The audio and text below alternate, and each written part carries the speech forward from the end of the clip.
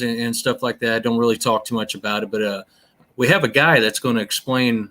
Hopefully, he's going to explain a little bit more about it. But I'm going to go through what his bio is here, if you don't mind. His Yeah. name's Jeff Schlachter. Schlachter, I'm sorry. He started his career studying the paranormal in 2014 because of a few encounters and a ghost hunting 101 class that was just for fun. Immediately after taking the class, it sounds a lot like my experience, right? Immediately after taking the class, he joined a local team that was very busy working on historic locations. They were out almost every weekend for 2 years. Following that experience, Jeff started a paranormal team doing the same thing. He discovered the residential side of paranormal investigating, helping people in 2018. He loves to tell historic stories, but his drive is helping people. And I've met this guy a few times, I had a lot of talks with him. You can tell he is about helping people. Jeff and his wife, Dana, started Boo Productions Paranormal in 2019 with a mix of historic sites and residential investigations. In addition to still running the Boo Productions Paranormal, Jeff joined the Warren Legacy Foundation in early 2022. He has worked his way up to regional director for the Midwest region and was promoted recently to operations manager for the foundation. Wow. He's big time with these guys. He has helped on many residential cases silently, as they should be. He is the current host of the foundation's bi-weekly live show, The Warren Files, which is a pretty cool show. I've watched that. And he also runs the Patreon page. Oh, sorry, the Patreon page, and produces content for the Warren Foundation. Now we're talking about Ed and Lorraine, right? Yes. The grandmother started it, and their grandson Chris. He's a big part of it now. But we'll let Jeff talk about that if you're okay. All right, ladies and gentlemen, with all ado, Jeff, come on, brother. How you doing? Welcome. Good. How are you? Thank you. I have a tip for your doll situation. If you add the word demonic to that, you can get like double the price. So I'm just saying, like, if you're gonna sell them things, you add demonic to that title description, and you got double. It's bad enough. I'm telling you, it's just, I mean, if you would know the activity that I have received since I've got it, it is pretty wild. Jerry out there says, hi, Jeff. Yep, Jerry's a totally. Buddy of mine. Hi, Amy. Hi, Jerry. How you doing? Welcome to the show, man. I am so stoked. So, man, congratulations on your promotions and titles, man. That is awesome. Yeah, I appreciate it. We're trying to do a worldwide foundation, and and the goal is that everybody that needs help will get it for free. So we're trying to get members all throughout the country and the world, so that we can send reputable people on cases, because I'm sure you've seen in the paranormal world that there's a lot of bad advice and there's a lot of bad tips out there that go into houses. And I would say probably 8 out of 10 of our cases, they've already had investigators there that have scared the shit. Can I swear on the show? Right. Yeah, it happens. Scared the crap out of them. And so we're in there doing the cleanup, and it's, ridiculous. Well, they see the stuff off TV, and they go in a house, and the first thing they want to say is, you got demons. Yeah. And it's like, why in the world would you tell the homeowners that? Right? Yep. Amy, that is amazing. So many cons are out there. Absolutely, Amy. Totally agree. Seriously, I did a recent lecture at a college here in Toledo, and that was my whole lecture was on these. I call them paranormal predators, and it's just, I mean, I showed some videos of paranormal teams walking into a house within 10 minutes. They're communicating with a demon on a K2 meter, with a cell phone 3 feet away from it. I mean, we all know that cell phones make those things go crazy, but they didn't. There was no baseline check. There was no thought of anything nice there. It was, we're immediately chasing a demon. And I was just, I see stuff like that all the time, and it drives me insane. I think they may grab some of that too from the TV shows that are out there, because you look at that, the first thing they say is we see a demon, and they're the guys that have been doing the TV show for 5 or 10 years, Yeah. Yep. And it is a problem that, because unfortunately, if you watch all the YouTube videos that say real demon caught on tape, those are the ones that get like the likes and the views, and they'll have 1 million views plus. But if you just put historical location, whatever, EVP caught, you don't really get much. It's you gotta have to add that shock value. And it's I'll give you a prime example. That tricycle I have moving backwards on its own. It sits there. I shared it on Facebook, got probably 20 views. I put it on TikTok, by about 30 views. You know what I mean? It's wow. And it's their algorithms is what kills you. But but it is what it is. But you would think that hopefully the word would spread. Yes, well, Lady Wolf, Ed and Lorraine Warren. This is what we're talking about. That foundation. Absolutely. Absolutely. Yeah. So there's the foundation was started, I think it was 1984 with Chris McKinnell and Lorraine Warren, which, Ed and Lorraine started Nesper. And then Lorraine and Chris came up with this idea that they didn't want to just do New England. They wanted to do the whole world. So Chris and Lorraine founded the foundation, and with the goal of helping people for free. And the other goal was psychic support. That's another very important foundation mission, is because there's a lot of people too. And I don't know if you guys have encountered this, but we'll get a case and it ends up being like, somebody in there is sensitive and doesn't know how to control it, or somebody has abilities and they have no clue how to control it. And so we try to support them and get them in this group so that they can learn how to either shut them down or, advance their abilities. So that was very important to Lorraine. So, and Chris is Lorraine's grandson. Yes. Yep. Yes. Yep. Important to note that out too. So yeah, Judy's son. So, which we all know, Judy is Ed and Lorraine's daughter. So. That is correct. Yep. Yeah. And then, go ahead. I'm sorry. No, I was just gonna say, so Nesper, I guess, has like the museum and all that stuff, but then Chris has kind of continued the work, if that makes sense. I mean, Nesper's still out there and they still do their thing, but they're definitely New England, in their, and I'm not dogging anybody for this, but they like to parade Annabelle around and make a couple bucks. Understood. Yep. So I think at one time we talked, and Andy had said Elizabeth, when she started, she wanted it to. There were so many people out there that had spiritual or psychic abilities that didn't know what to do with it, and you see all the shows coming out and that. And she wanted to horror stories and movies, whatever. And she wanted to find a place, give these people a place to go. And I think it said that they got a boost of people coming as soon as the older movies started coming out. So when the Conjuring movies came out, it's a blessing and a curse. It's, in a way, I mean, obviously those movies are fictionalized, and Hollywood took some creative rights, whatever, turned it into a story that really didn't happen, but some elements of it were true. But the good thing on that is that it brought word to the foundation and the Warrens and what they did in their work. It's also brought other people too. I've met, so Andrea Perron is the oldest daughter from the first Conjuring movie. And I met her last Saturday, and, she said the same thing. It's like, obviously the movie is, sensationalized, but she said that, and she wrote a series of books about the true Conjuring story.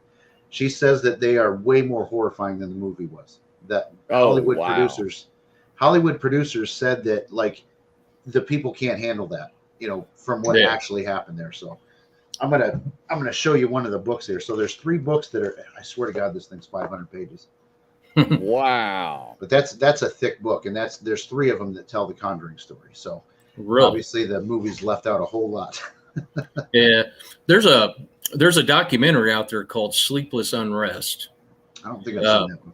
Yeah, it just came out like I think 2 years ago, right pre-COVID, and the reason I know about it is because Brian Murray and Amy Rochelle, they're from my area here in Illinois, and they were actually 2 of the people. They slept in the Conjuring house with another couple. They got permission. The owners lived in that house as well, and they'd been saying they've been having a few issues. They slept in it. It's a pretty neat documentary. If you get a chance, I think I might have seen the beginning of that, and just like for whatever reason didn't have time to watch it all. But I think I do Yeah. remember. Does it start out where they're in a van and they're going there? Yes. Yes. Yeah. Okay. That's Brian and Rochelle, and Okay. I've met both of them. They're nice people. Cool.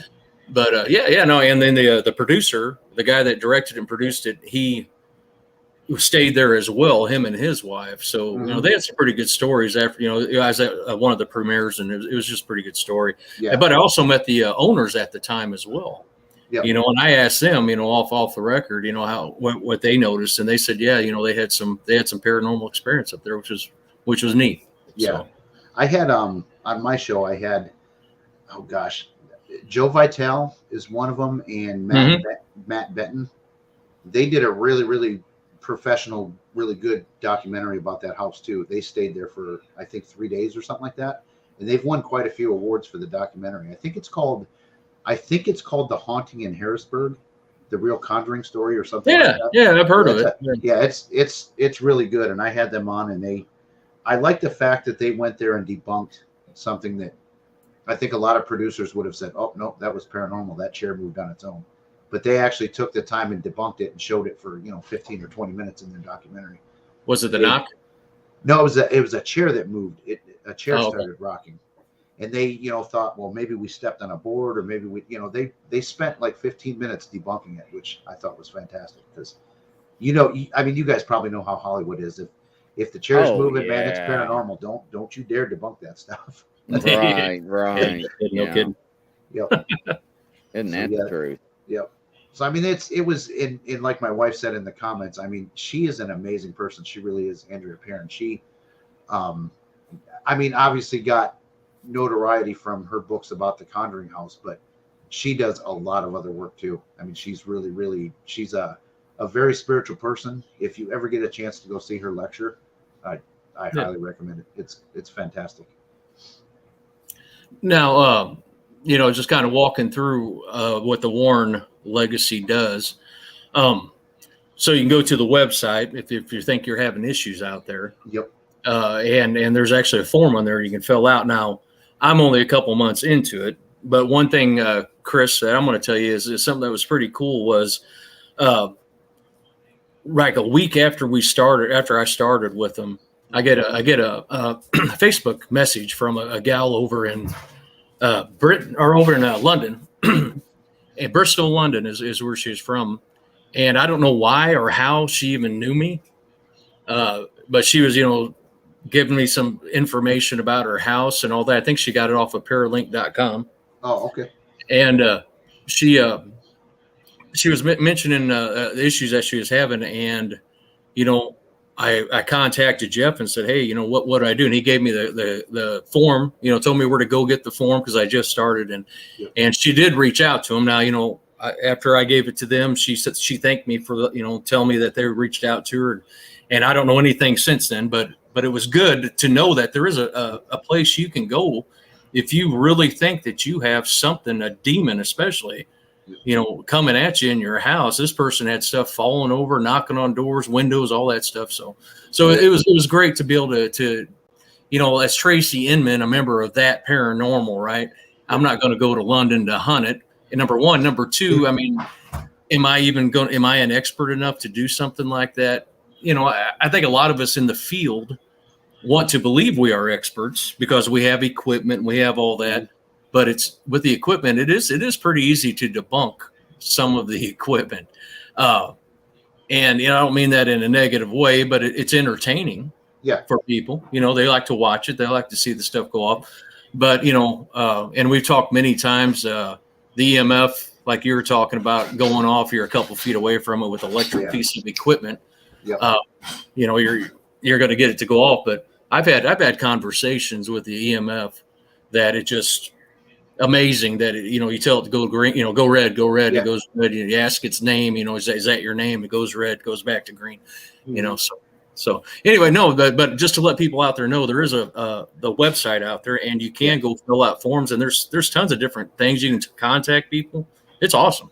I do know for a fact that England case got handled. Like a personal friend of mine, Lana, she's the director for the UK, and I know for a fact that they were on that case. I don't know how it how it came about, like what the outcome was. I don't know, but I do know for a fact that they did talk with her and meet with her and all that other stuff. But it is cool being a member that, like, if somebody like somebody reaches out from someplace you could have no chance of going to, there's people that are trusted that can go there.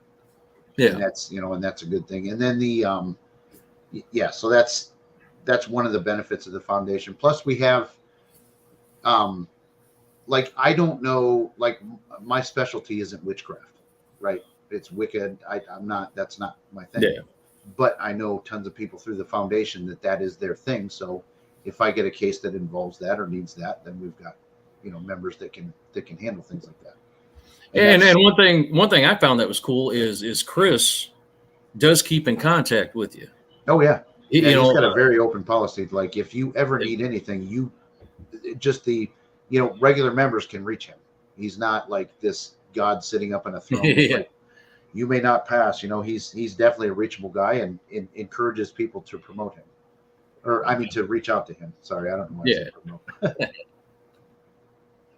But one thing that you alluded to in what you just said is that's a big a lesson that I've learned is humility. If I don't know about something, it's bad for me to tell a client, just make up some stuff. You know what I mean? It's always, man, if you don't know the answer, reach out to somebody that does, and stay with them long enough so that they can get the help that they need if it's above you. You know what I'm saying?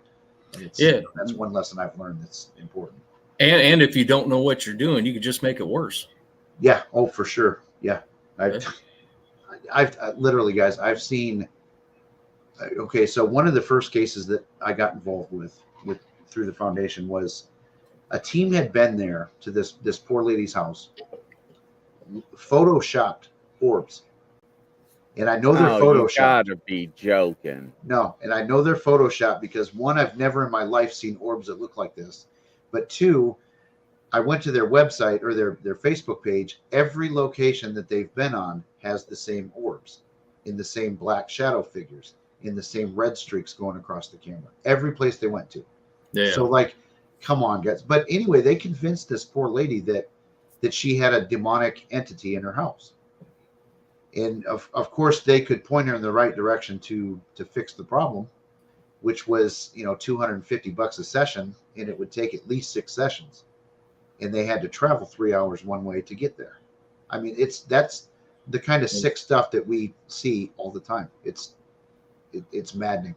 I mean, these people, they didn't have the money, but if you think you got a demon in your house, you're going to pay whatever they say you need to pay to get rid of it, right?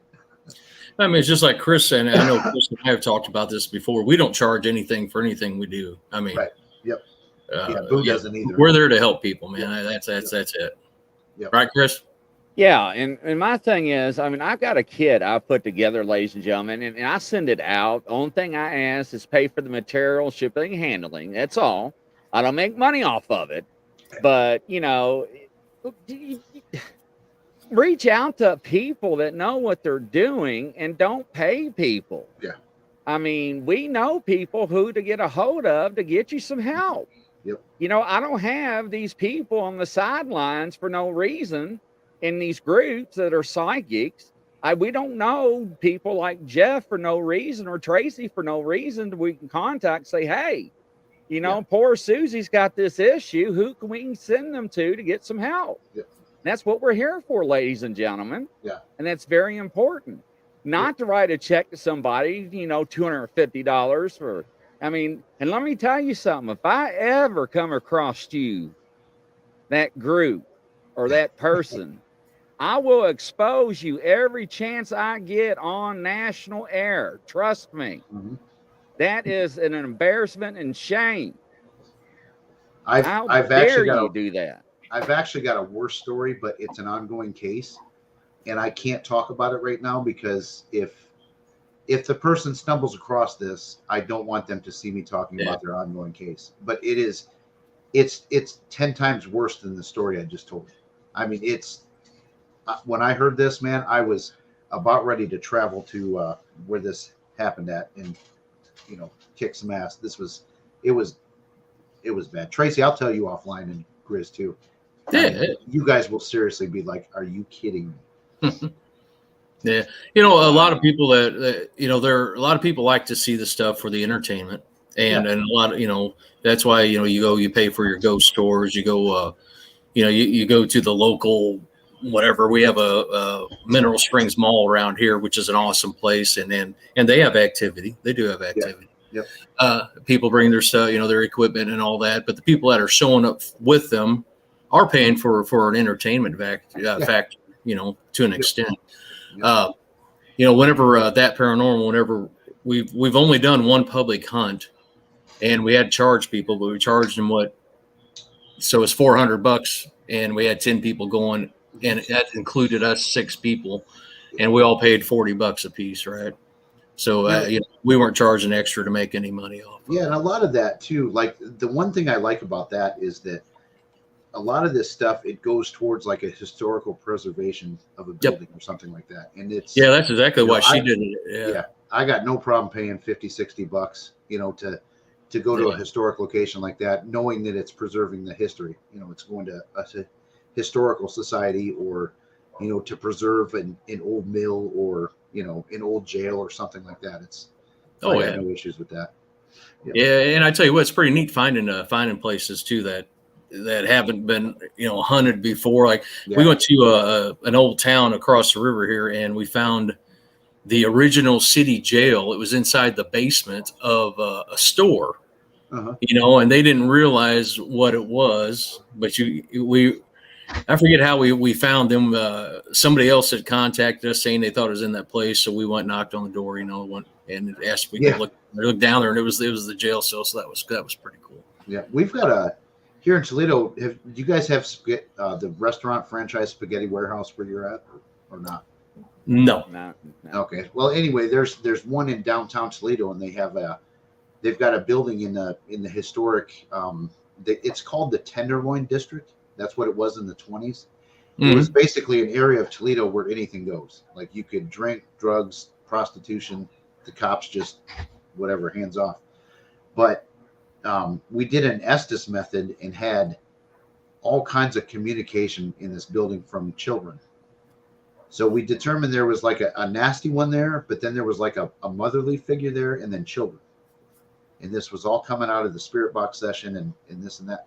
So we kind of determined, and I can't prove this. I mean, I've researched, but like because of all the prostitution that was happening there, is it possible that maybe that's because this was on the 3rd floor of a warehouse? So is this maybe like where they kept the kids? You know what I mean? Because you know that's, you know, unfortunately that's kids that are made.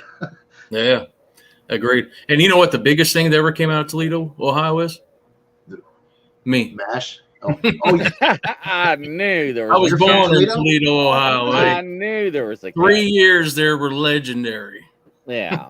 Now, Jeff, I'll be honest with you, and I tell people this all the time. Now, if you're out there on a hunt or something, or you're helping somebody, and the people that you're helping, and they want to offer you a little bit of gas money or something, that's okay. Oh yeah, that's fair. That's fine. Yeah. Hello, Sonia. Welcome to the show. Hello. Hey, Sonia.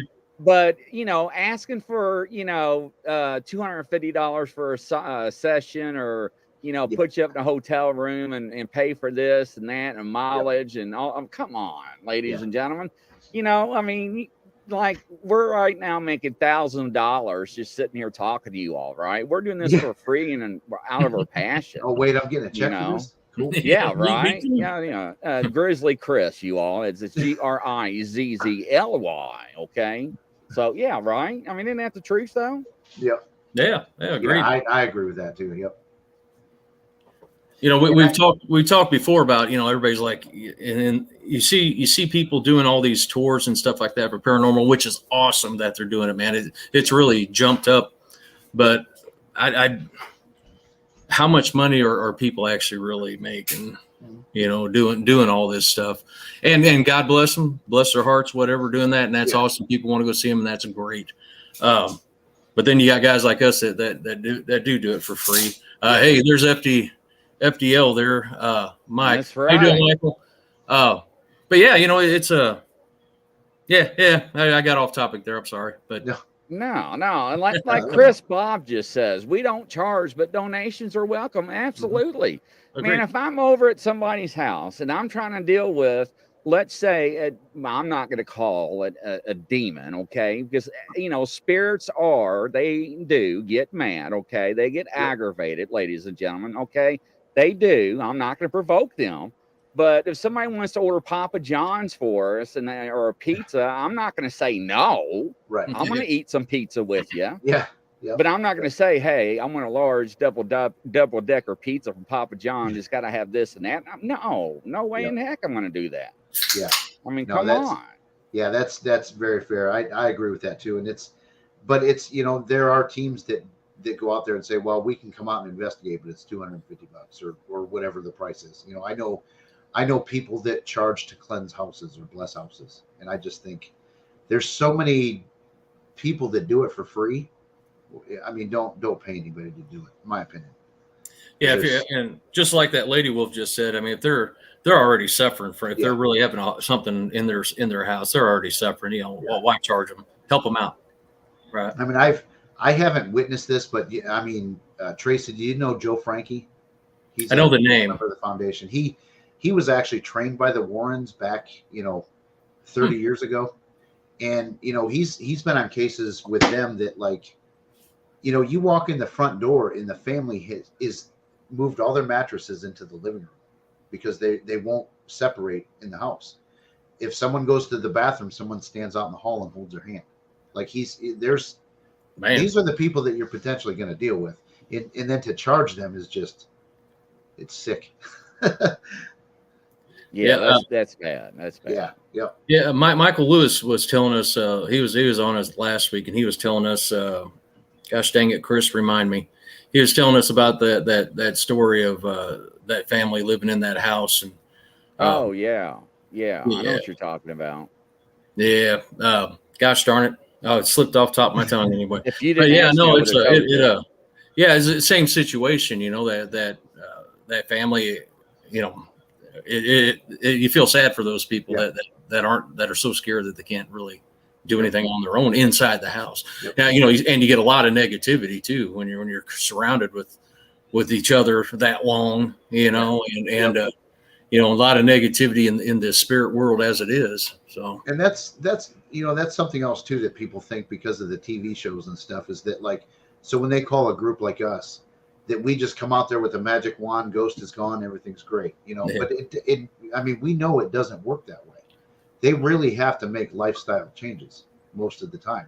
Like, you got to open your windows. You got to clean out the energy. You got to be positive. You can't, you may not be able to watch ghost shows anymore or horror movies or listen to death metal or, what things like that. It's, you've got to shift your energy from negative things to positive things. And I'm not saying horror movies are bad or death metal is, or, I love Slipknot, but you know what I'm saying? It's like some people, that's going to contribute to their issues. And they've got to understand that they may have to maintain their house.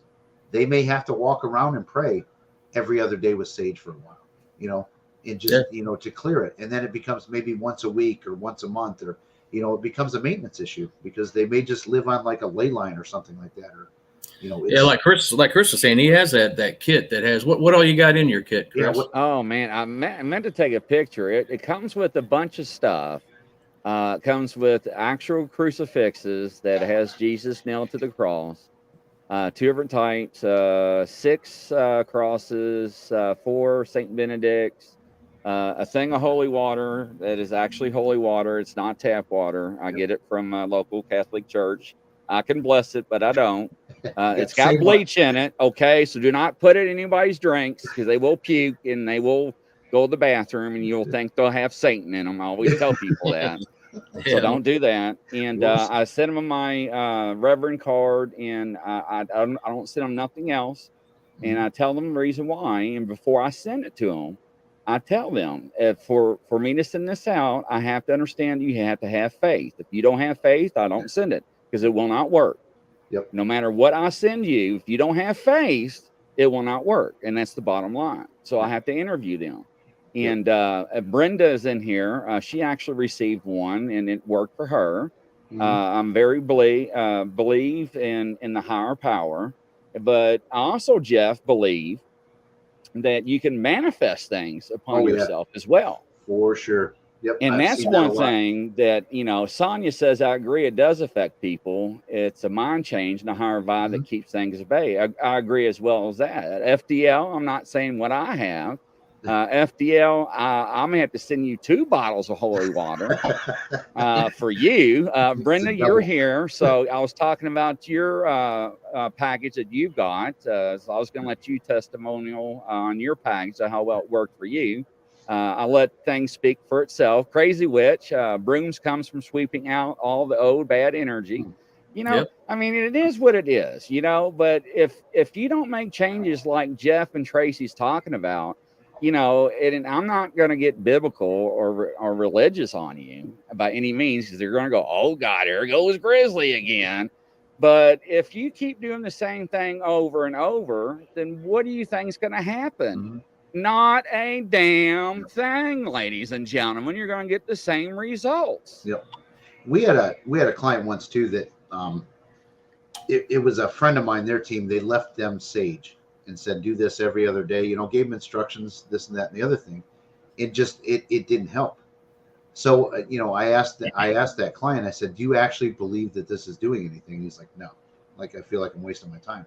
So if your intent is not behind what you're doing, it's not going to work. You can burn sage 24/7 in your house, and if you don't have any intention behind it, it's not going to do anything. I personally believe like sage does clear energy, you know, like the actual energy, but to me it's more symbolic of my intent and what I'm doing when I bless a house. That, you know, that's why I'll walk through a sage. Sage isn't doing much. You know, and that's why when you get my package, there's no instruction, because we have to do it on the phone, either by audio and video together or audio only together. And there's no other way. Sorry, ladies and gentlemen. And Sonia, I can't type. Sweeping is the best. That's right. Brenda, Sonia, you ready for tonight? Hello, everybody. Hello, Facebook user. There's Chris, Bob. If they don't believe or follow instructions, it doesn't matter. It doesn't. But Chris, what we're trying to say is, no matter what you have, if you don't have faith, you don't have nothing. That's the bottom line. Like you got to believe, song, right? right. So I watch enough horror movies. I know what happens when you go up to the vampire with that cross. You don't believe that cross is going to work. Nothing happens. Well, but if you believe, then it does work. And that's the thing too, you know, like some of these paranormal teams, like let's say they actually do come across something demonic and they have no clue what they're doing. They're going to go in there like, you know, thinking they, you know, well, I watch Zach Baggins, so I know what to do. And they're going to get their butt kicked. Like they're going to get tossed across the room. You know, like you really have to protect yourself when you're even the most minor of things. I learned this lesson the hard way. So we did a Paracon here in Toledo that we've got a place, and it was on Ghost Hunters. I think a year or two ago. It's called the Collingwood Arts Center, and it's notoriously has something nasty in the basement. But I didn't know that the first time I went there. We went for a Paracon, and we were just goofing around, you know, investigating the building, checking it out, blah blah blah. Well, somebody got a stage riser tossed on them. So, you know, and so the other guy said, well, why don't you take your camera guy, which was me, and send him to the basement with a couple of your people and see what's down there. So we go down there and we didn't do anything protective because we were at a Paracon. We weren't investigating, you know, so we thought. So, you know, I'd say 3 minutes into it, the one girl, she pulls down her shirt and she's got this red, like bright maroon mark on her chest. And she's like, my chest is burning. And I went home that night and tried, like, okay, did she fake it? You know, like I'm scratching myself. I could not mimic that mark. It was like outlined. Okay. So, so that went on. So we got her out of this one area. And then we just kept hearing her in the background going, ouch, ouch, leave me alone. You know, things like, so we went out and checked on her. And, you know, after about 30 minutes, I walked up to her with the camera, and this is on film. She had like 2 bright red maroon marks right here on this side, and then one over here. And she dropped. something choked her out, like because we didn't do any protection because we were at a Paracon. We didn't think to. So that's, Wow. I mean, I do it all the time now. I mean, and actually not just before we go out. Like I protect myself daily. It's just because what we do, you have to do that. Yeah, I'm a firm believer. And yes, Lady Wolf, I know about the dolls now. Okay. Yes, I learned. Ladies and gentlemen, Grizzly has learned about the dolls. I will not collect any more dolls. You know, when I get old toys, like I said, me and my wife, we antique a lot, and toys is our big thing. As soon as I get them, I say, spirits, you know, you're staying here. You need to stay here. You're not coming. When they get in the car, get out of the car. You don't stay with us. We walk in the front door. You're not allowed to come in this house. You stay out of this house. When I take them in the back room and put them on the shelf with the thousands of other toys, any spirits in here, get out right now. Command you to get out. Now, I've never had any issues. Praise the Lord, hallelujah, whatever. Yeah. And I do believe that since I believe that, that you know, it works for me. It works for us. My wife doesn't too. So it's funny because my wife and I, like, Dana's watching this, but like there's been times where we leave a place and we're like, oh crap, we never like said a prayer of, you know, an ending prayer. So we're standing in like a BP parking lot with saging each other and praying and stuff, and people are like, my God, you guys got the biggest damn joint on the planet. Let me hit that. You know, it's so yeah, we've looked goofy a few times, you know. Yeah, and she says too, so that I brought something home once. So one rule is you never tell something to follow you home, right? Do we all agree with that? Yeah. Well, there was one time I don't know why I did this, because I always tell people don't ever invite anything to follow you. So we were investigating. It was a public ghost hunt. We did a lecture thing, you know, or a presentation, and then did a ghost hunt. It was a Halloween fun event. Well, there was something that, and I'm not psychic, I'm not a medium, but sometimes I do. You can't convince me that what I'm feeling is not a fact or happened. Been there. So I felt that there was a girl trapped in this location. She was held there by a man, and it was a little girl. So I told her to follow me out the door. I said, follow me, come with me, you know. And so we had some activity in the house for about a week because I believe that she came home with me. Well, how'd you get her out of the house? Well, then we, you know, my wife was like, you know what?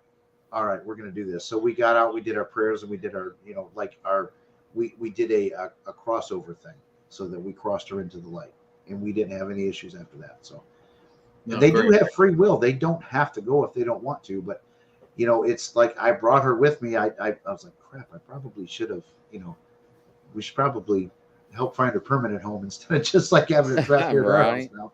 So yeah, that was one of those dumb things that, you know, do as I say, not as I do, because I kind of screwed up.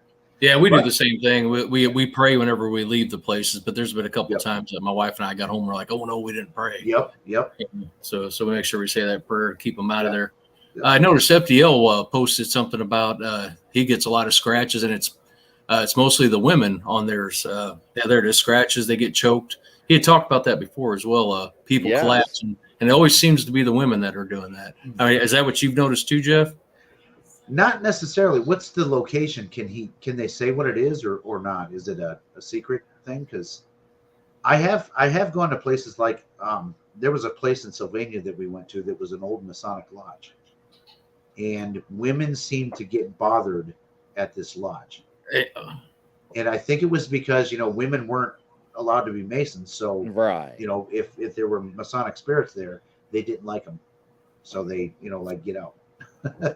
Yeah, Dana says I have to get reminders a lot. That's true.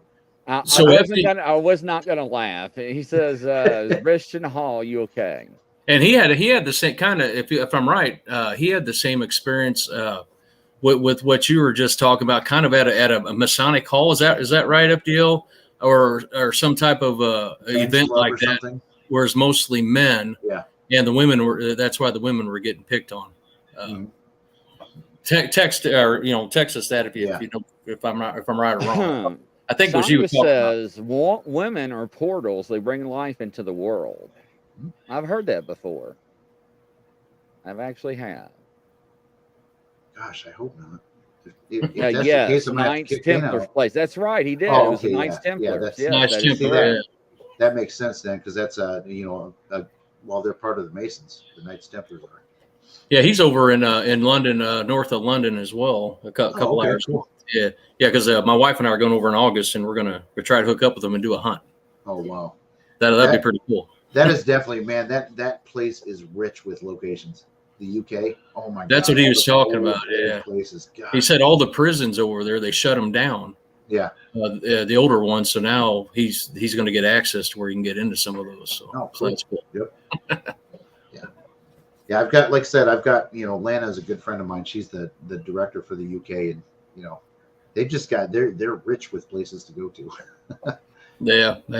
He's posted some pretty cool stuff on Paralinked, some evidence, and he's got a lot of it. So yeah, it'd be someone you might want to be interested in talking to. Actually, I'll get you his info after this.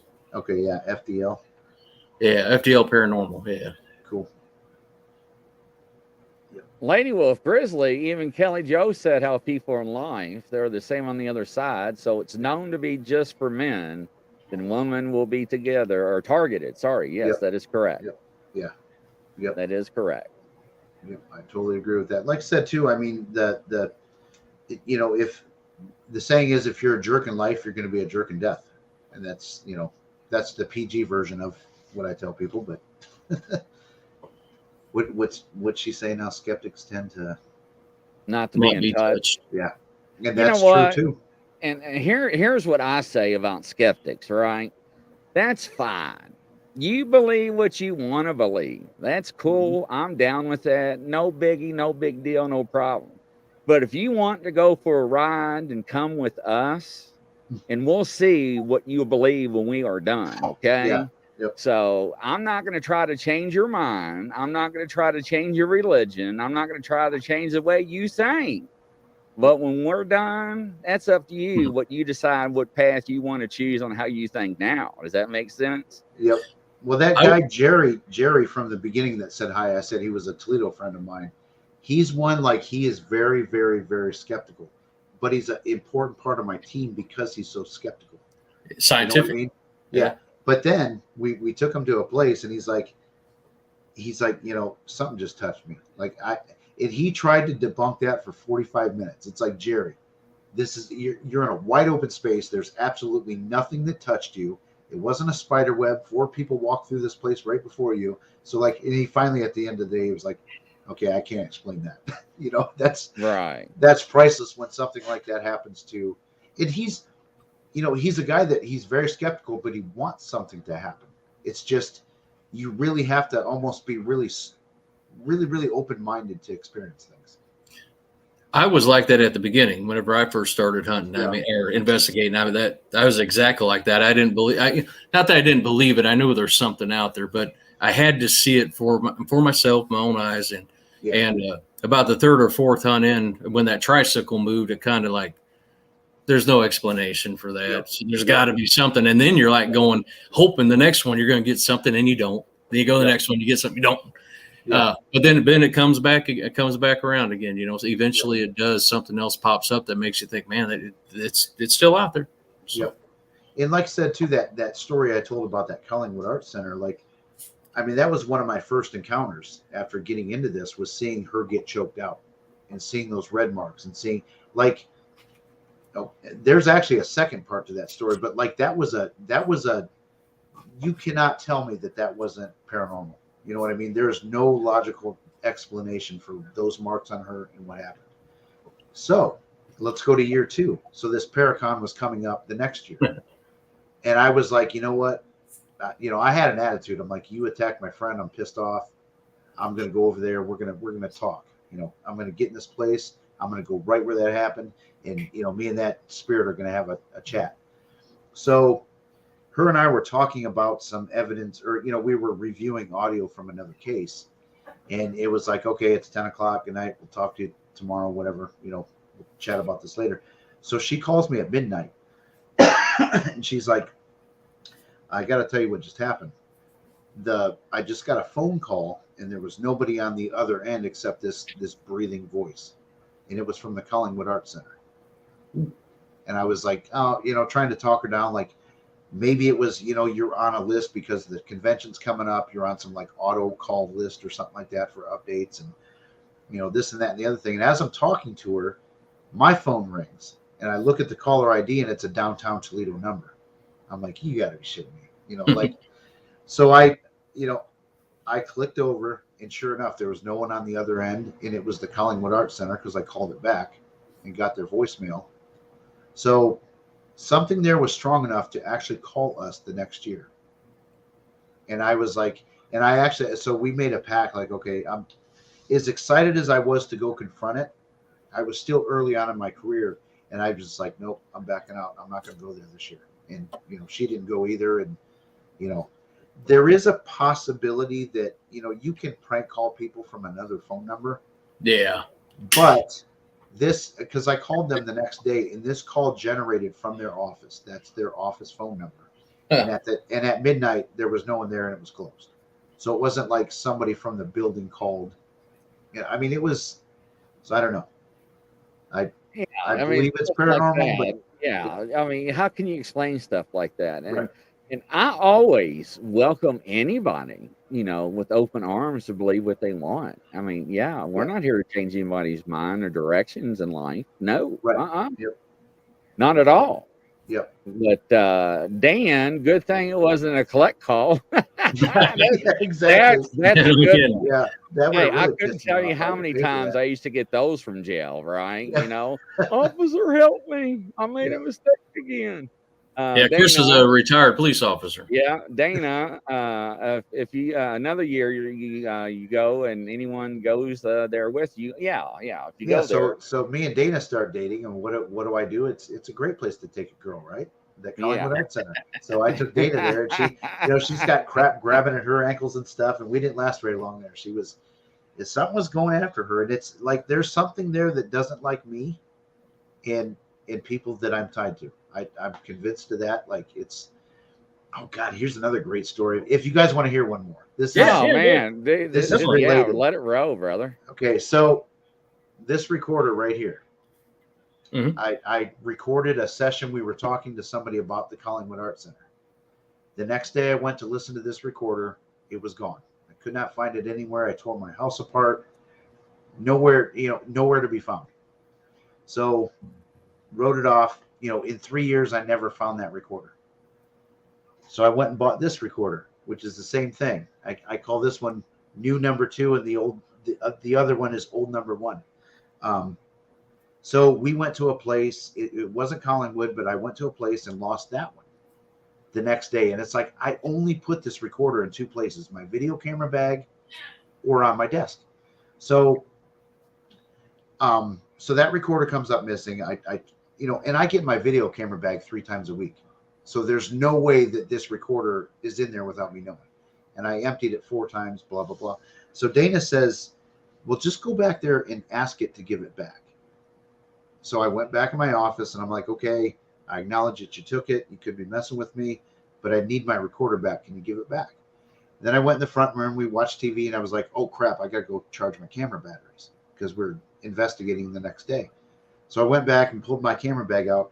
Both recorders are sitting on top in my camera bag. Yeah, I'm freaked out. The one from 3 years ago, and then the new one. No. How in the hell does that happen? No. And then another guy lost his recorder. A friend of mine. I said, Harold, you got to just go ask for it to give it back. He's like, okay, I will. So he went. He had a different approach. He cussed it out. Said, give me back my effing recorder. And he goes on and on. Within 10 minutes, he found it.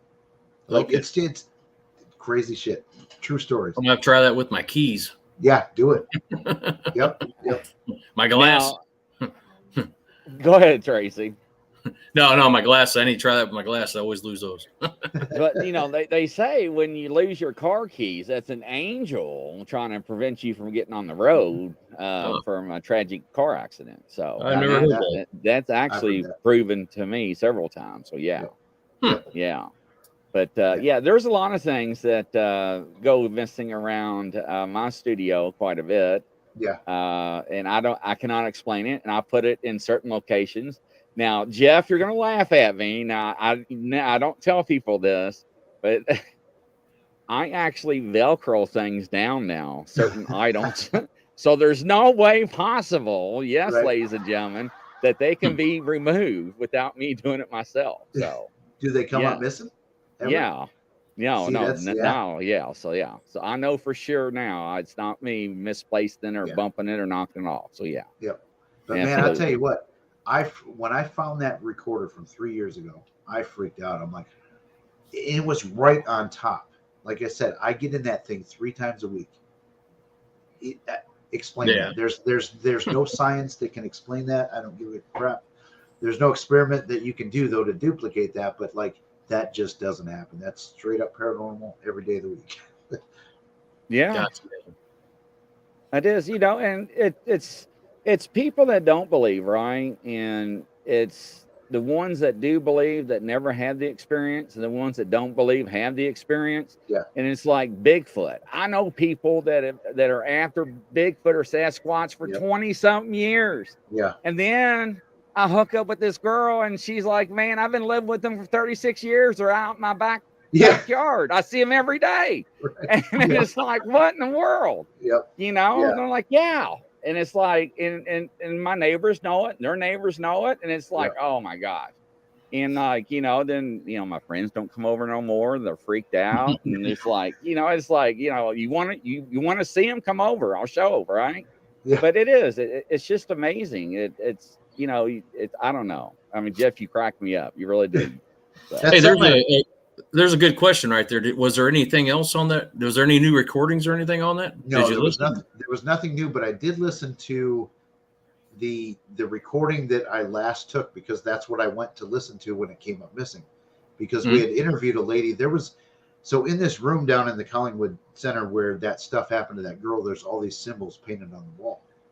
So we had talked to somebody the night before that had knowledge as to what those symbols meant. And had experiences at the Collingwood Art Center herself. And she actually showed me, like, I still to this day, it's like I believe her, but this photo is so good that like I gotta think she faked it.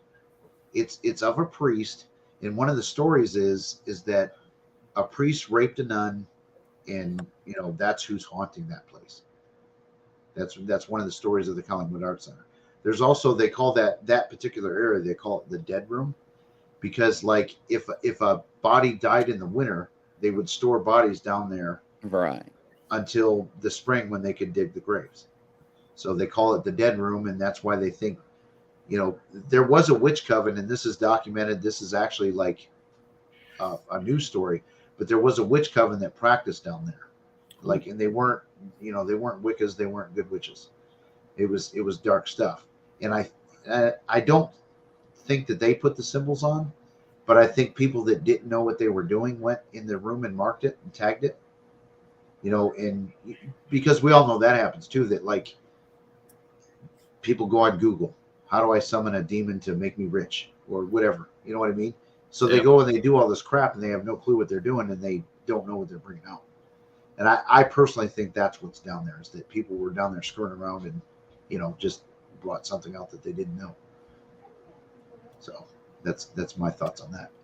Yeah, and I tell you, I have seen people before on YouTube that's like, yeah, I'll show you what a divot box does. I'm gonna buy one, and all hell breaks loose. And I'm like, please don't buy one. Please, I regret it. Please don't. And it's like, why would you do it? Yep. I mean, I wouldn't even take a chance. Yep. I wouldn't, Yep. But people see stuff and they just want to be famous. Yeah, I've got another friend that did he did it's a documentary. It's on Paraflix. It's on Ouija boards, and his intent was to bring out Zozo. I mean, he straight up says in the beginning, "That's what I'm trying to do," and it was mess around and find out for sure. And if you watch the documentary, like, it really, really messed him up. And he got what he was looking for. But there again, that was the intent. His intent was to find that, and he found it. And he actually, sold all of his stuff, gave up this and that and the other thing. So then 3 years later, I had him on my show to talk about that. And it inspired him to make a part 2. So he bought a bunch of equipment again and started it. Within a week, it was like, nope, I'm selling my shit. I'm not doing this stuff no more. I'm done. I like it. It immediately came back, and it took them a while to clear it out. But I mean, it's if you go in with a Ouija board and things like that with that intent, you're going to get what you're asking for. Guarantee it. I don't do the Ouija boards. No, I don't either. No, I do Yep. not do the Ouija board. Brenda has a question for Jeff. She says, "What TV shows on the paranormal group do you think are the best ones to watch?" The most truthful. It looks I liked Paranormal State. Yeah, in the most beginning. truthful. I liked Paranormal State in the beginning because I really think that they were truthful. Of the newer ones, I really think it's a lot of entertainment. Now there's a guy that he had 3 episodes, I think, on Discovery. God, what is the name of his YouTube channel? It's live something. Crap, I can't think of his name, but anyway, that like he puts raw footage out of what he does. So you can judge for yourself at the activity. And he, I like to watch the raw footage stuff. We can all edit things to make it look like it's paranormal. You know what I mean? Like I said earlier with that haunting in Harrisburg, they debunked that chair rocking, or they tried to debunk it and couldn't. But usually the TV shows, you don't see that. It could be a producer talking in the background. That's the EVP they call it. But they won't debunk it because there's a lot of money that goes out to these locations, so it better freaking be haunted. Yeah. So- Now Don says, or Dan, or fact or fake. He said that's a good one. FDL Paranormal was another good one. LOL is from FDL Paranormal. That's a good one. Ghost Hunters question, and they're asking, is that a good one? To each their own, really. I mean, it depends on how you want to look at the shows, right? Mm-hmm. Now, I'm not going to say on the air which ones I endorse, which ones I don't, because everybody has their own favorites and their likes and dislikes, right? So each their own's on that. But, however, now if you like fishing, we're going to use this. They do not catch 7 fish in 46 minutes, okay? Exactly, yeah. They film hours and days to catch those fish. Yep. So just keep that in mind, ladies and gentlemen. Someone was telling me that they have like ghost adventures. They act like they're there for one day and blah, blah, blah. But they actually have a crew that their specialty is to recreate the wrinkles in their shirts. So that when they go back and refilm, so that's how sophisticated this stuff is. And how much production goes into it. So and I love the shows. I mean, I watch most of them. I mean, they're that 28 Days on Netflix. Very entertaining. Yeah, buddy. But when that guy put the brain cancer helmet on, he called it the God helmet. I'm thinking, what are you doing to your brain? You done? Like obviously that's for TV. Yeah. And he rips off his shirt. I mean, that's my new tactic for chasing demons. Now I'm just going to start taking my shirt off and show a fat white guy. Take that. Man, I'm sorry, man. If you're watching this show, I'm sorry, man. You got paid to do that. I apologize, but I got a hellacious kick out of that, man. I'm sorry. So yeah, I did. Yeah, but that was, but like I said, they're for entertainment. I mean, there's definitely not a whole lot to learn from them. Yeah, no, I agree with you there. Now, I'm not saying that people do not make gadgets that are not available on the market that people do use and try to see if they work. I'm not saying that at all, because there are very talented people that are engineers that make things. Yes. Yep. That are not scientifically proven, but they can conjure things up. I shouldn't use conjure, but manufacture something at home and try to see if it works with other devices similar. I mean, so anything you see on TV, it has to be paid for. For you to watch it, you have to be entertained. Crazy Witch just said it for me. Thank you. Yeah. TV is for entertainment first and foremost. That is correct. Yeah. If you're not entertained, you're not going to watch it. I'm sorry, when somebody jumps up and down and screams and take off running, do I laugh? Yes, I do. I Yep. do. I get a kick out of that. So I'm sorry. That's why I watch that. Yep. But you know, I can't And help how many locations have you been to that nothing happens? a lot. So if you've got a TV crew there and that's an episode, like no one wants to watch nothing happen. Yeah, Because right. I've fallen asleep on investigations before, sitting there in a room like doing an EVP session, and I'm dozing out because it's 3 a.m. and nothing's happening. You know what I mean? It's no one wants to watch that, so something better happened for TV. Yeah, but they hopefully they don't, manufacture their, something to happen, right? Yeah, I went on a tour once with a more famous person, that's been on some shows, and he had a talk with us afterwards, and he flat out said that there's times that it was manufactured. Yeah. And you're like, and the same reason that everybody's talking right here is for entertainment purposes. Yeah. You're paying money to go to those places to hunt it, and you have to get something. So yeah, I did like that Holzer Files.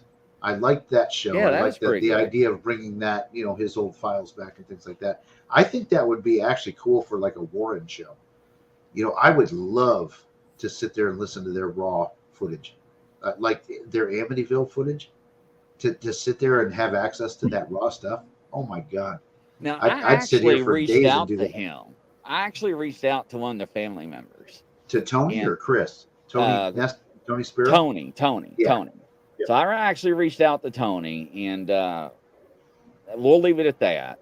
Mm-hmm. And I haven't got a reply back, but Chris was on one of the shows that I'm on a while back ago, and there were some things that he's going through, personal issues through life, which we all do, ladies and gentlemen.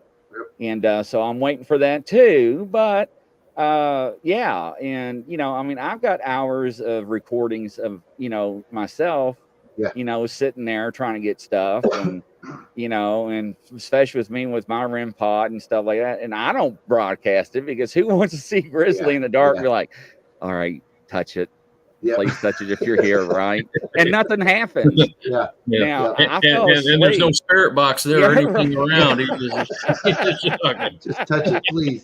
Yeah, and you watch your viewers go from like 200 to 150 to 6 to 0, right?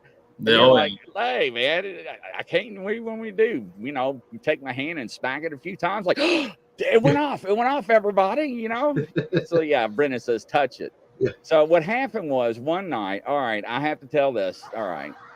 So I had some activity in my studio, Jeff. You're going to get a kick out of this. Mm-hmm. So I had some activity on my studio one night, and I told this fan, I was like, she called me up when he was on the phone. It was really late, and I was like, hey, I'm going to get my REM pod out and set it up and see if we can get something going on. So, well, unfortunately, my REM pod needed batteries. And I was like, what moron put a screw in the bottom of this dang thing to replace the batteries? I'm like, are you serious? Well, lo and behold, in front of me, out of nowhere, in the middle of the dark, was a flathead or a Phillips screwdriver that I needed. Now, that did not make any sense. So I overlooked that, okay? I overlooked that, no problem. Now I know where I keep my batteries. So I get my batteries out, and I put it together, and I calibrate it. Because, this one, you have to calibrate it, make it sensitive or less sensitive for whatever reasons. And I set it up, and I got this chaser lounger thing in my studio. So I set it up, and look, she's already laughing. So she knows where I'm going with this. So I set it up, and nothing's going on. I was like, touch it, and I'm showing how to manipulate it and telling what colors to do. Nothing's going on. So evidently I fall asleep. And I'm like, on the phone. I fall asleep, and in the middle of the night, this thing is squealing like a pig, ladies and gentlemen. I fall over and hit my head, fall off the chase, hit my head on the falling cabinets. I jump up, and I'm like, damn you. I get up, and I put it back up. I'm like, do it again. I dare you to do it again. I am awake. You got my attention. Do it again. I double dog dare you. And I sat there for 20 minutes. I was like, do it again. Dude, and you know what? I realized I rolled over, my foot hit it. That's It awesome. always happens. So I finally debunked it myself. It was me. Yeah, I felt so stupid. Now, can you imagine me airing that? Yeah. So That's awesome.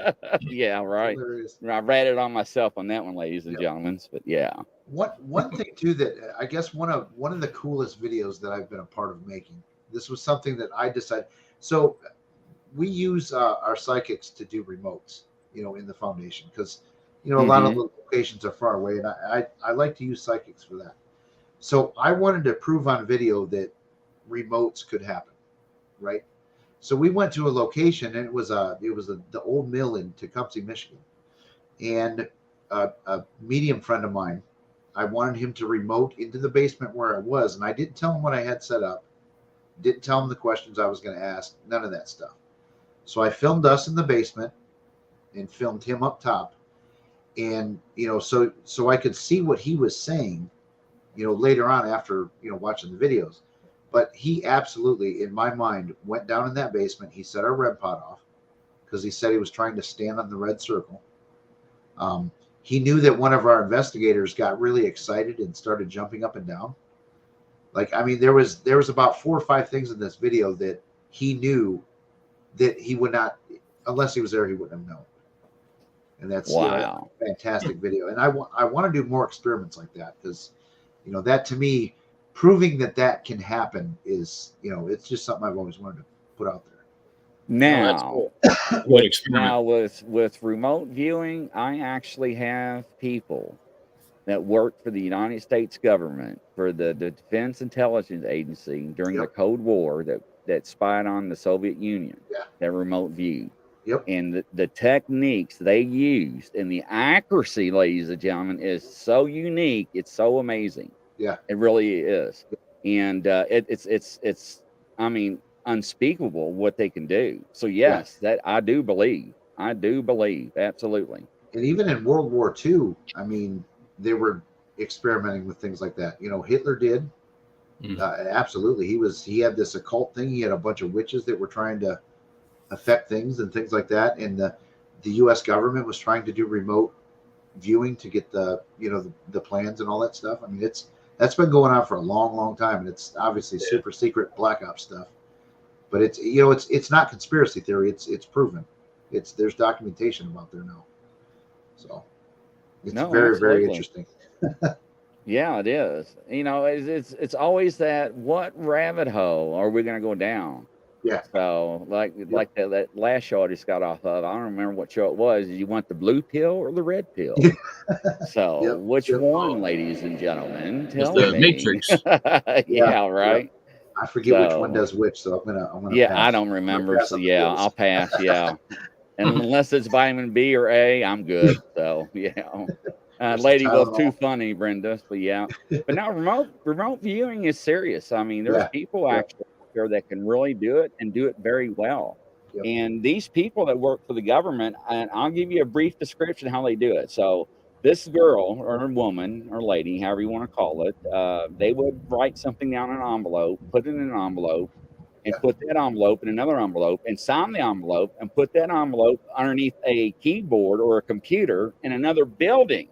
Yeah. And they would sit there and be like, okay, I will look in that envelope and I will figure out what is in that envelope. Then I will go over here across the country and find that target. Yeah. And then they would do a report, and they would turn the report in to the Defense Intelligence Agency. Then the Defense Intelligence Agency would take that report and they would validate it and they would pass it down to whoever department, and they would go from there. And that's how it worked.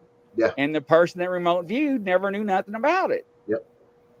And they had to have a certain percent of accuracy to be on this panel. Yep. So, I mean, then they found out afterwards when they got invited to the Soviet Union that, man, they launched nuclear subs. They sent all this stuff over across the world. They're like, on my report? They're like, yeah, you did that. And I'm like, wow. Hello, Midnight West Night Watchers. Hello, how you doing there? So so that stuff's real, ladies and gentlemen. I'm not, just right. It's real. I've got another friend too that has actually been involved in police work. Yes. With like they do that a lot more than they lead people on to believe. They use psychics. It's, if they get stumped in a case, there are definitely some detectives that use psychics, and Yeah. with Well, good results. they do. But the sad thing is, it's not like in a court of law. They're like, "Where'd you get Right. information, Grizzly?" Oh, I had a. My psychic told me to go down to the creek, take 20 paces, and look to my right. No. So what they do is they have advisors or somebody, whatever they want to call them, and then they send the cadaver dogs down there, and that's Yeah. how they get their information, and Yeah. that's how they get the cases solved. So yeah. Because if So, if they find the body, I mean, it doesn't matter who told them where it was. right. That's irrelevant in court. It's okay. We got a body now. Right. So yeah, they do that a lot more than I think people realize. Yep, they do. Absolutely, they do. So that's amazing. Yeah, Tracy, what do you think? I think it's interesting, man. It's interesting. I was thinking about something here about the Devil Made Me Do It movie. Yeah. Oh yeah, I remember that. We got the Warren Foundation guy on here, right? And you talked about earlier about Hollywood and all that. So it kind of ties in a little bit psychic thing. I remember the movie and that person, if I remember right, she was able to use her psychic abilities. It was Elizabeth Warren, right? Able to get that person out of that. Be able to prove that the devil made him do it. Basically, is that right? Kind of. I mean, that movie was actually sensationalized a lot, but yeah, my knowledge of like possession, I absolutely believe that that's possible. That guy killed him and had no knowledge of it. Arnie Johnson. It's. I got to be careful what I can't say what I want to say right now. I got you. It's an ongoing case, and I do know for a fact that like blackouts are very real. Yes, they are. I didn't realize it was still an ongoing case. So I'm sorry about that. No, it's cool. You see the movie and you think the case is over. Yeah. So. Yep. But we do have another similar case where someone is kind of claiming that in the foundation that it's a. There again, I can't talk about that one. That sucks, but it is what it is. But there's. I mean, But there are ways, though, Jeff, that we both know as professionals, whether it's law enforcement or investigators, that we can validate that one way or another. Yeah. And we can leave it at that, ladies and gentlemen. And it would, but the thing is, it would never be permissible in a court of law. That is correct. I mean? And that's so. I mean, you can. I guess at the very least, you can validate it for the family so that they know that okay, my brother didn't kill someone. Right. You know what I mean? You can maybe help the family by validating that, okay, we really believe that there was something else at play here, but it's as far as, in court, it's never going to get anybody off. Right. Sorry, I didn't mean to interrupt the remote conversation. No, that's fine. To me, it kind of ties in because we're talking about that ability, right? Yeah. And Tammy's in here now. She's hey Tammy, admin for the foundation, and she's done some remotes for me on my cases as well. She likes to do those, and it's a very good tool to use, and I do like to cross link it with like another psychic or two, or plus what I've already known from the client. I like to it's validation, I guess, a lot of times for what I already think or what I already know. But then so when I get that validation, then when they add as new, like, okay, so we're going to look into this now. You know what I mean? That's kind of how I use them. Right. Now, what I have, and Tracy also has access to, we have a couple in our chat right now, is like I said earlier, we have a panel of psychics that I mentioned earlier on the show. That's what we use them for as well, to validate certain things and so forth. And I think that's very crucial. They also are free of charge to people that, that needs help. I don't know why people do charge. Now, if you're going to call them every day, ladies and gentlemen, they'll probably ask you for money. Okay. Don't call them up and say, I can't buy my car keys. Because I mean, they're human beings too. They have lives, right? Yeah. But no, it's nice to have those connections, especially when you're trying to validate things, the insanity defense. You remember when that first came out, right? Oh my God, Joe Smith got it. Well, let's do that. Joe Smith worked on him. We're going to use it on you. And everybody else start claiming it, right? And it worked. So who knows? Yep. Yeah, like I said, at the very least, in those type of cases, you can at least give the family some comfort, saying, "Yeah, we really don't think that was your brother that killed him. It was somebody else." I mean, Yeah. So, it's never, like in the movie, it didn't win in court. The movie either. Agreed. Yeah. Right. Right. Yeah. And Brenda, we agree with you. He's a good guest. He's very Oh, good. awesome guest, man. I mean, it's been great. I appreciate Yeah. it. I Yeah. appreciate it. Anybody got any more questions for Jeff? I don't know what your schedule's like. I don't know anybody's got or anything. I don't want to cut anybody Tammy's off. probably Tammy just joined, and She's probably gonna harass me because the last live that she was on, or the interview that she was on, I was not very nice in the comments. uh-oh. I like to joke around, so I like to bring up stuff that So I'm surprised she's not being me But, back. hey, don't feel bad. I'm right there with you. That they call me Grizzly for a reason. Sometimes I poke the bear too much. So, but yeah, right. Yep. Is there anything you want to walk through with the Warren legacy, Yeah. Jeff? So, so if you've got a paranormal problem that you need help with, the best way is to go to warrenlegacy.com and find out that, hit the contact us tab, and then there's a get help form. So that's so if you're having problems and things like that, that's the quickest way to get to us and for us to get the proper region, and stuff like that you're in. But then if you're interested in joining, I mean, we're really picky on who we're going to take. We primarily specialize in residential casework. Our ghost hunting in historic locations, we all do it on our own, but that's not the foundation's thing. I mean, we are there. We really need, a background of private cases. So that's what we're looking for there. But that's also through warrenlegacy.com, contact us, and then it's become a member.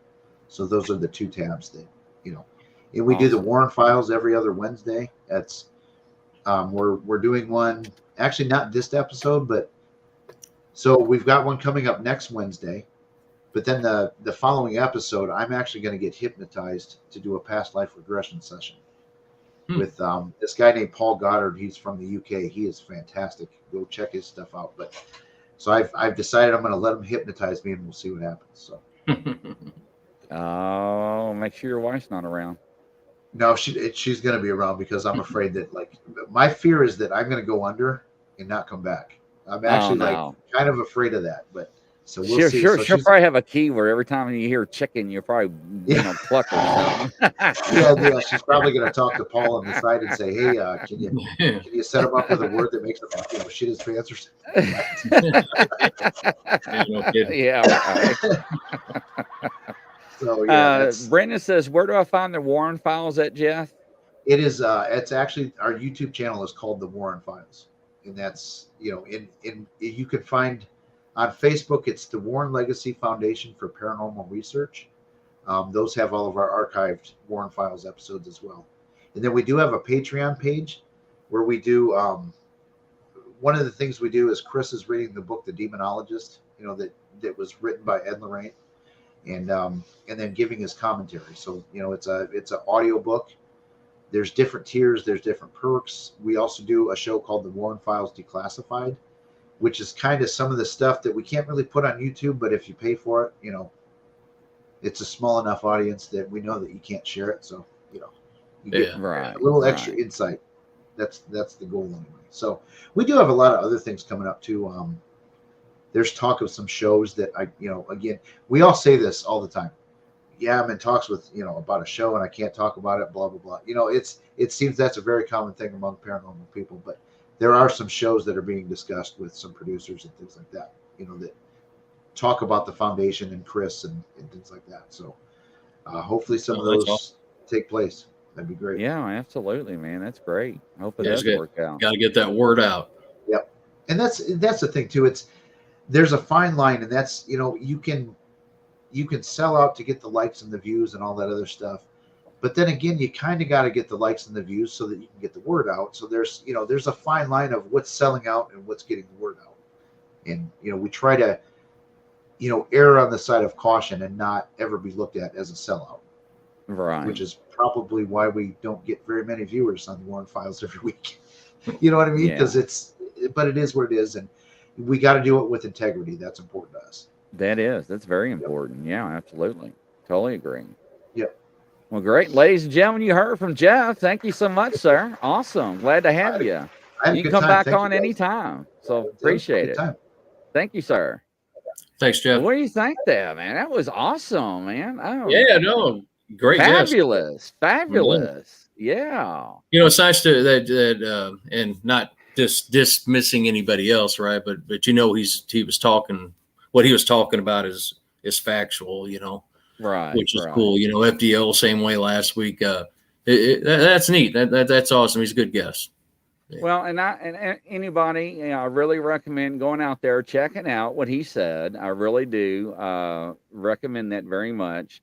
Very well respectable foundation, just very well respectable known person in the community. We would not have them on their show if we did not think that or support them. So always keep that in mind. So that's very crucial for us at any time. Man, what else you want to add to it, man? It's been a heck of a show. I mean, it's been really nice. I enjoyed it. No, it was good. It's good hearing some of those stories and yeah, just all around good show, man. It was a good one. Yeah, absolutely. Absolutely. Well, ladies and gentlemen, it's that time once again this evening from coast to coast and around the world. Grizzly and Tracy says what? What? Good night. Good evening. Good night, everybody. Until next time. Bye. Take care, guys. See ya. I clicked on the wrong one here.